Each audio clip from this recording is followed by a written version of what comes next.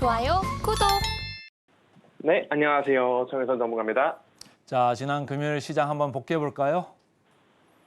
네, 일단은 미국 3대 지수가 모두 상승 마감을 했죠. 특히 이제 나스닥 같은 경우가 2% 가깝게 상승을 했는데, 이제 CPI나 PPI에 이어서 페드가 가장 좀 선호하는 물가지표 중 하나인 이제 개인 소비 지출, 이 PCE 지수까지 시장 예상치인 4.2%를 하회한 4.1% 상승을 하면서 경기 연착륙에 대한 이런 기대감이 오른 점이 좀 시장 상승을 견인했다고 볼 수 있겠습니다. 이제 6월 PCE 지수까지 좀 좋게 나오니까 국채 금리도 좀 하락세를 보였고 투심이 좀 회복되면서 시장이 상승을 했던 걸로 보여지고요. 이제 연준이 인플레이션을 잡기 위해서 지금 역대급 금리 인상을 좀 보여줬지만 최근 이제 기업들의 호실적 그리고 인플레이션의 둔화 그리고 강한 고용 시장 등이 좀 이뤄지면서 골디락스가 왔다는 이런 기대감도 점점 커지고 있습니다. 자, 따라서 올해 연말까지 지금 금리를 동결할 가능성이 점점 높아지고 있는데 아직 좀 너무 낙관적으로 바라보는 거는 좀 이르지 않나 저는 이렇게 좀 생각을 하고 있어요. 지금 인플레이션 둔화 속도를 좀 저지할 수 있는 이런 요인들이 계속 나와주고 있기 때문이라고 생각을 하고요. 대표적으로 지금 러시아와 우크라이나의 이런 흑해 곡물 협정이 좀 중단된 이후에 곡물 가격이 지금 상승할 전망이 계속해서 비춰지고 있습니다. 물론 올해 좀 옥수수나 이런 밀 이런 생산량이 작년보다 좀 많을 것이라는 분석이랑 뭐 육로를 통해서 이제 해상 통로가 아닌 좀 우회해서 수출을 할 수 있는 방법들이 좀 있어서 크게 문제될 거라고는 하지는 않고 있지만 그래도 어느 정도 이 물가에 영향을 줄 거라고 좀 생각을 하고 있고요. 자, 뿐만 아니라 지금 국제유가도 이제 주요 산유국들이 감산을 하면서 앞으로 계속 오를 수밖에 없다고 좀 생각을 하고 있기 때문에 기준금리가 이제 인상이 끝났다라고 보기에는 너무 긍정적인 부분만 보는 게 아닌가 싶다라는 말씀을 한번 전해드리도록 하겠습니다. 그리고 앞으로 이제 나오는 데이터들, 뭐 이제 주요 경제 지표들을 이제 9월, 10월 정도까지는 지켜봐야 할 것 같다라고 말씀을 드리겠고요. 지금 그리고 이제 미국과 중국이 계속 이제 패권 전쟁을 좀 이어나가고 있는 부분도 인플레이션을 끌어올릴 수 있는 이런 요소 중 하나라고 보고 있습니다. 중국은 이제 반도체나 배터리에 들어가는 이제 주요 광물들을 좀 손에 쥐고서 수출을 제한하는 이런 상황이고, 미국은 이제 중국의 반도체 자체를 좀 수출하지 못하게 하려는 이런 상황들이 지금 계속 연출되고 있습니다. 조 바이든 대통령이 이제 8월 중순이 좀 오기 전까지 중국에 대한 이런 미국의 중요 기술 투자를 좀 제한하는 행정명령에 서명할 계획이라고 밝히면서 서로 지금 이악 물고서 대립을 하고 있습니다. 사실 미국과 중국이 이렇게 나오면은 가운데 있게 이제 우리나라가 제일 난처한데 외교적으로 좀 잘 풀었으면 하는 부분이 있고요. 이런 와중에 지금 중국은 러시아랑 좀 계속해서 붙고 있고, 그리고 미국은 한국과 일본의 동맹을 더 강화하려는 움직임을 보이고 있습니다. 한미일 정상회의가 8월 18일 이제 워싱턴 DC 인근의 캠프 데이비드 별장에서 좀 열릴 예정이라고 합니다. 캠프 데이비드 별장 같은 경우에는 이제 외교적인 상징성이 가장 좀 높은 곳인데 바이든 대통령이 취임 이후에 아직까지 외국 정상을 초청한 적이 없다고 하고요. 이번 한미일 정상회의에서는 이제 주요 경제 안보나 그리고 북한의 핵 미사일 이런 위협 등에 대한 협력 방안과 이런 것들에 대해서 좀 얘기를 할 예정이라고 합니다. 사실 러시아 푸틴 대통령이 이제 10월에 중국을 1대1로 행사에 참여한다고 하니까 미국 측도 동맹 강화에 힘을 쓰는 모습을 보이고 있고요. 그리고 이제 지난주 금요일에는 이제 일본에서도 하나가 이슈가 있었습니다. 일본 금융정책위원회에서 좀 이슈가 있었는데 그동안 일본은 10년물 국채가 0.5%를 넘어가면은 일본 중앙은행에서 국채를 좀 무제한 매입을 하면서 이런 양적 완화 정책을 펼쳐왔었는데 이제는 1%의 매입을 하겠다고 밝히면서 긴축으로 좀 방향을 선회한 모습을 보였습니다. 여기에는 이제 그동안 일본의 소비자 물가 상승률이 15개월 연속 2%를 웃돈 점과 역대급으로 좀 저평가되었던 엔저를 잡기 위한 조치로 분석이 되고 있습니다. 따라서 이날 니케이 지수 같은 경우는 한때 2.4%까지 급락하기도 했었고요. 유럽에서도 금리를 지금 계속해서 인상하면서 긴축을 펼치고 있고, 그리고 이제는 일본까지 긴축으로 방향을 틀었다는 이슈 전해드리도록 하겠습니다. 지금 정혜성 전문가가 이렇게 전해주신 이렇게 말을 보면은 기본적으로 물가 지수가 최소폭으로 올랐다. 그러니까 성장주가 상당히 좋았고 우리나라도 성장주 많죠. 그리고 반도체 지수 미국에서 2.2% 올랐기 때문에 우리도 오늘 시장 반도체 지수 좀 지켜봐야 될 것 같고요. 자, 미국, 중국 계속적으로 이렇게 마찰이 있다 그러면은 지정학적 위치 때문에 우리나라 약간은 마이너스 요인이 될 수 있고 오히려 또 방산 관련주나 이쪽이 좀 더 부각이 될 수도 있는 이런 모습이고. 일본에서 이제 엔화가 계속적으로 이제 엔저로 가면서 일본 가는 여행객들 수요가 많아가지고 우리나라 뭐 저가 항공사들 이렇게 임팩트가 좀 있겠다 이렇게 좀 생각하시면 좋을 것 같고요. 자, 애플로 좀 넘어가 볼 거예요. 애플 주가 보니까 말이죠 200불 거의 다 왔습니다.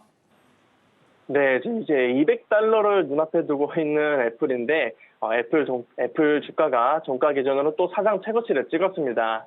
애플은 이제 또 이번 주 목요일에 2분기 실적 발표가 좀 예정되어 있는데 월가에서는 지난해보다 실적이 이제 좀 나빠졌을 것으로 보고 있지만은 개인적으로는 좀 호실적을 발표하지 않을까 이렇게 생각을 하고 있어요.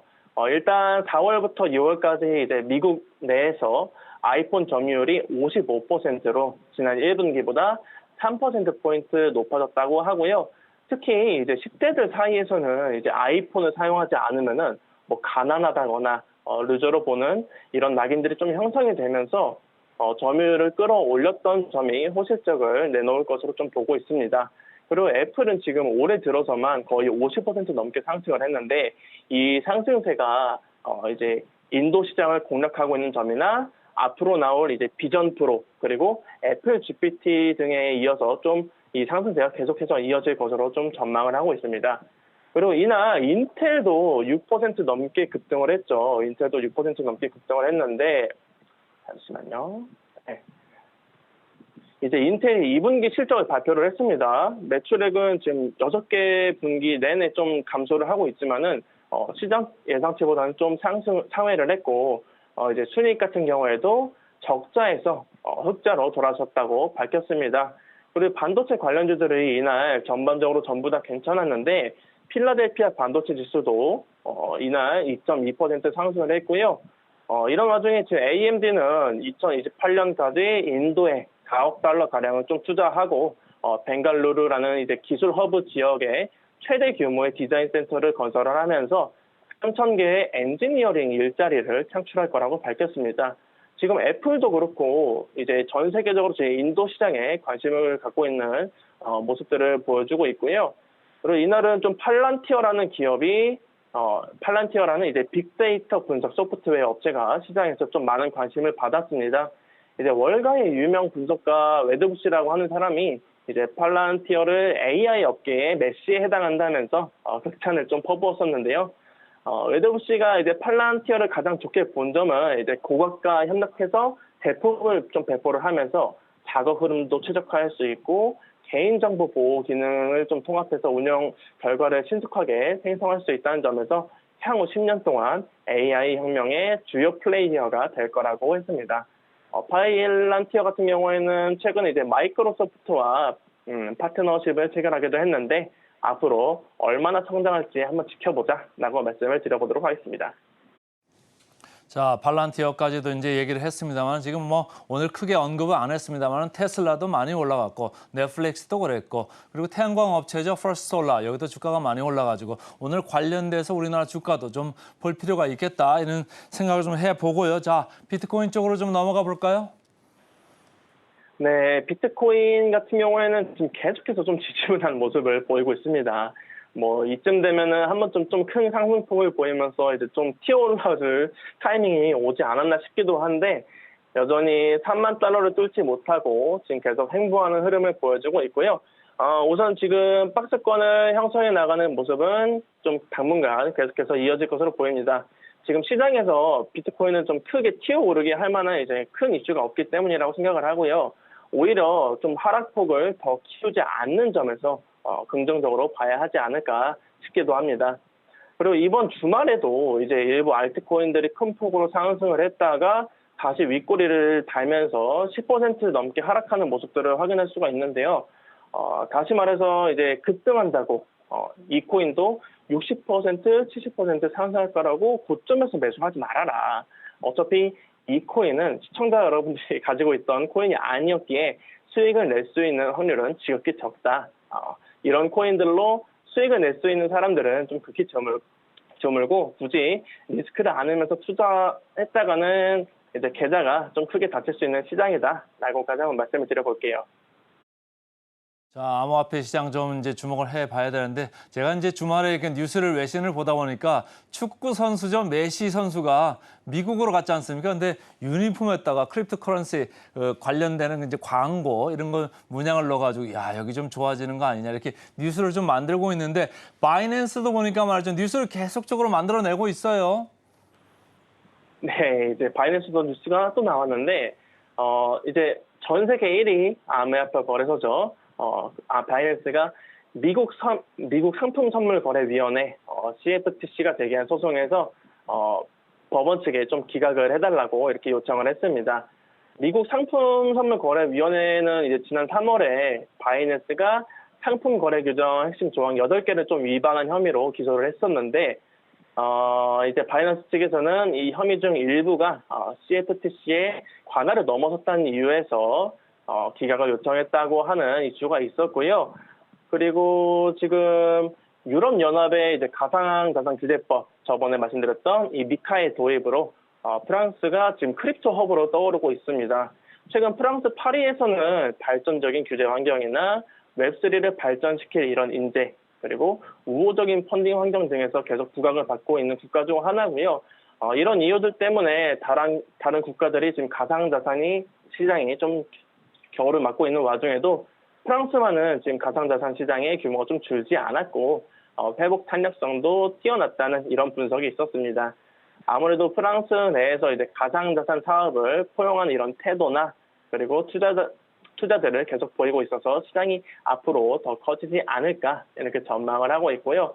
그리고 최근 암호화폐나 IT 이제 기업을 좀 겨냥을 해서 북한의 해킹 공격이 계속 이어지고 있는데 이번에는 에스토니아의 암호화폐 기업인 코인스페이드가 지난 22일에 북한의 해킹 공격을 받아서 3,730만 달러, 하나로 약 470억 가량을 도난당했다고 밝혔습니다. 북한 정찰총국 산하 이제 해커 조직이 이제 라자루스라는 이런 해킹 단체인데 2014년 미국의 소니 픽처스를 해킹한 이후부터 계속 전 세계에 지금 대규모 피해를 이렇게 안기는 중인데 이번에도 라자루스라는 이 조직이 배후로 지목이 되고 있고요. 코인스페이드 측은 이제 자사의 대응 전담팀과 이제 국제 사이버 보안 기업과 협력해서 배후를 추적하고 대응 조치를 강화하겠다고 하면서 에스토니아 법 집행기관에 공식 신고서를 제출했다고 이제 밝혔다는 이슈까지 전해드리도록 하겠고요. 그리고 이번 주 이제 주식과 암호화폐 투자를 좀 하시는 이제 모든 시청자분들도 이번 주에 모두 화이팅 하자는 말씀까지 전해드리도록 하겠습니다.